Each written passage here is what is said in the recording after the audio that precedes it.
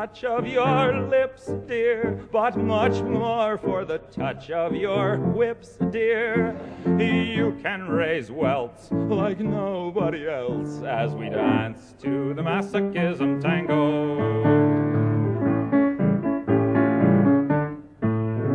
Say our love is a flame, not an ember. Say it's me that you want to dismember. Blacken my eye, set fire to my tie as we dance to the masochism tango. At your command, before you here I stand. My heart is in my hand. Hello, my name is Adam W. Rodriguez, and this is The Art of R. This is episode number 7 of Kenny Vloggins, where I like to talk about books and the ongoing projects that I have on my burners.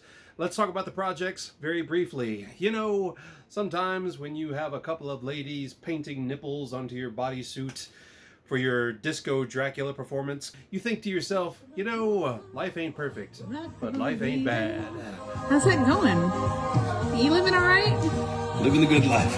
Sipping Cosmos while people are gluing rhinestones to your nips. This is not a bad life, you guys. It's not a bad life. Disco Dracula is almost done. What an undertaking. Hey, check out this here promo picture. Pow! Yep, that's me. The costume is starting to come around.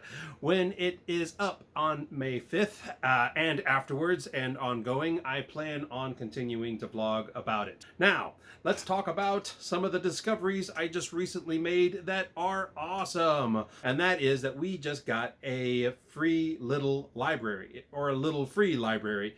Anyway, if you don't know what a little free library is, they are these really, really cool pieces of art. They almost look like doll houses or really elaborate bird houses. But what they are these tiny little structures that people will put in the front of their houses or out in parks in the neighborhoods, and they fill them up with books. And the idea is that you go up to these little free libraries and you take a book and you leave a book. Legend has it that it was in like 2009 when these things started originating. It was a fellow by the name of Todd Boll, B-O-L, Boll. And he built the first one as like a tribute to his mom, who was a school teacher and an avid reader. And he built this thing, put it in the front of his house, stuffed it with books, and then put a little sign that says, take a book, leave a book. I think these things are really, really cool. I love this kind of community building kind of pieces of art like this. And not only that, but it also just inspires people to love reading and literacy. I think they're really, really, really cool. So as cool as that is, there is another discovery that I made. And I'm going to like join these guys together into one big closer for this here video.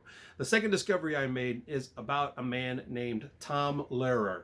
You may or may not know him. He was a guy who was a musician, and he was really, really active like in the 40s and the 60s, and then he kind of re-emerged in the 80s. Now, of course, I didn't know much about him in the 40s and the 60s because I hadn't been born at that point, but in the 80s, there was this cat named Dr. Demento. He had this really, really cool radio show where he would play all this really cool novelty music. That's where I heard my very first Weird Al song. That's where I heard my very first Frank Zappa song. And this was where I discovered, or I was introduced to, Tom Lehrer.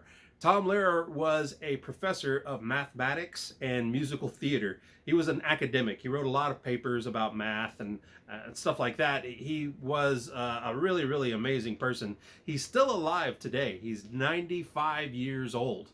But in 2020, Tom Lehrer released his entire discography out into the public domain. So like, that's what I just found out. Like, anybody could use Tom Lehrer's music in their videos. And I'm like, oh my God, I need to put a Tom Lehrer song in every single video that I do.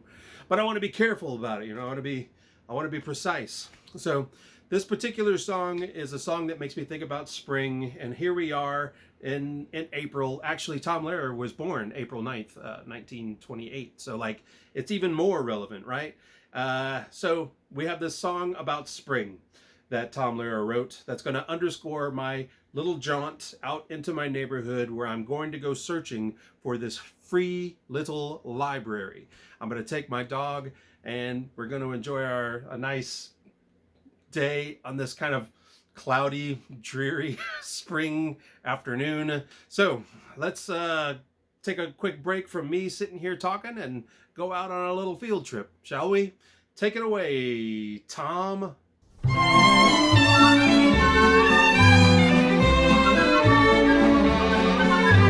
Spring is here, a suffering is here. Life is skittles and life is beer. I think the loveliest time of the year is the spring. I do, don't you? Of course you do. But there's one thing that makes spring complete for me, and makes every Sunday a treat for me. All the world seems in tune on a spring afternoon when we're poisoning pigeons in the park. Every Sunday you'll see my sweetheart and me as we poison the pigeons in the park. When they see us coming, the birdies all try and hide, but they still go for peanuts when coated with cyanide. The sun's shining bright, everything seems alright when we're poisoning pigeons in the park.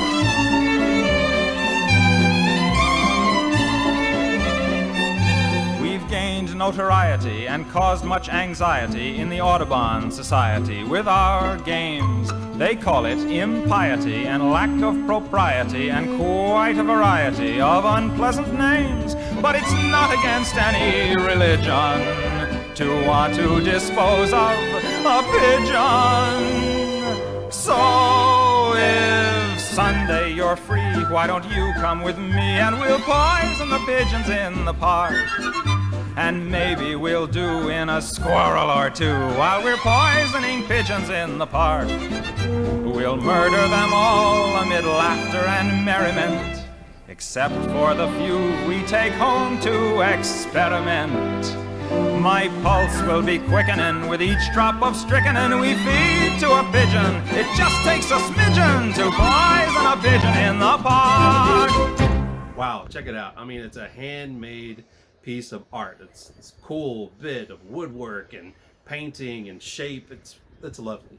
I was really excited. I stuck my nose in there and I saw some books that I already know and love. I saw a copy of The Great Gatsby by F. Scott Fitzgerald.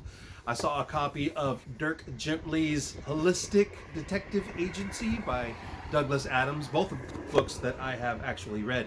But then I saw in the back the book that I wanted, and that was the Autobiography of Benjamin Franklin, written, of course, by Benjamin Franklin. So I did the old take a book and leave a book. I left a copy of Alice's Adventures in Wonderland and Through the Looking Glass by Lewis Carroll, and then I took this cool little copy of the Autobiography of Benjamin Franklin.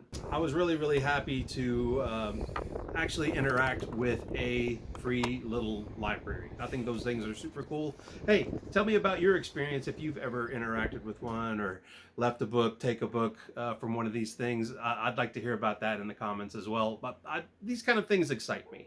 I like community building things, especially when it's community built around art and books. That's good stuff, man. That's the kind of stuff I live for. Anyway, I really hope you enjoyed this here video. I know I enjoyed making it. And we're going to see you here next time at the Art of R. Ciao. Bash in my brain and make me scream with pain, then kick me once again and say we'll never part. I know too well I'm underneath your spell, so darling, if you smell something burning, it's my heart. Won't you take your cigarette from its holder and burn your initials in my shoulder, fracture my spine and swear that you're mine as we dance to the masochism tango.